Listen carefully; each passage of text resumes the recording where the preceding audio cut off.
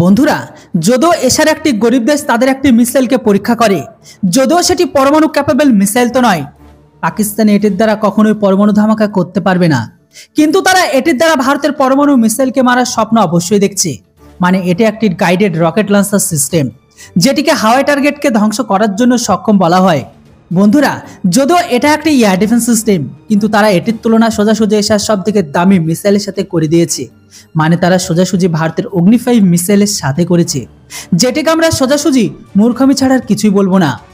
বন্ধুরা, আমি এখানে কথা বলছি পড়শি পাকিস্তানের।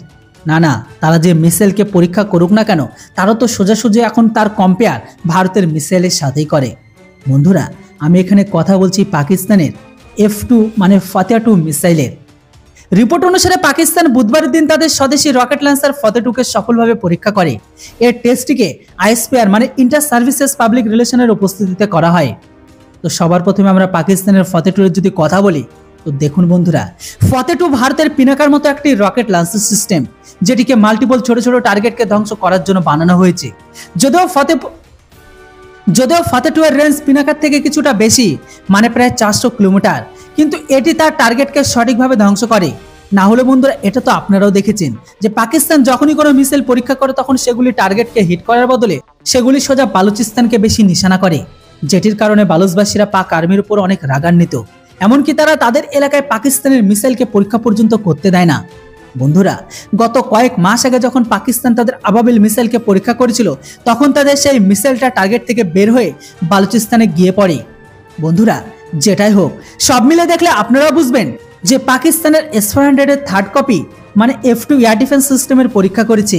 এই পরীক্ষাকে পূরণ করার জন্য তাদের ISPR যে স্টেটমেন্ট দিয়েছে, সেটা শুনে তো আপনারাও হাসবেন।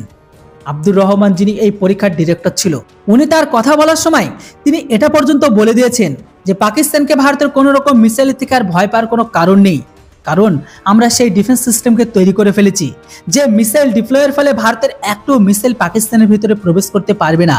হামলা করা তো দূরের কথা, জানি না ব্রহ্মস মিসাইল কিভাবে পাকিস্তানের ঘরের ভিতরে গিয়ে পড়লো।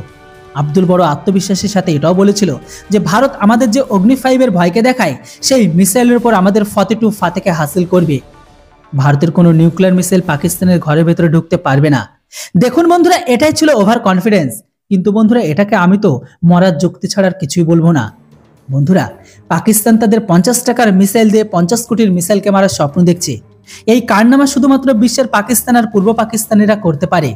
রিয়েলিটি দেখলে আপনারা বুঝতে পারবেন পাকিস্তান সেনা একটা পাখি পর্যন্ত মারতে পারে না। এর জলজান্ত উদাহরণ ব্রহ্মস। আর এখন এই দেশটি 29,000 কিলোমিটার প্রতি ঘন্টাতে চলা মিসাইলকে মারার স্বপ্ন দেখছে।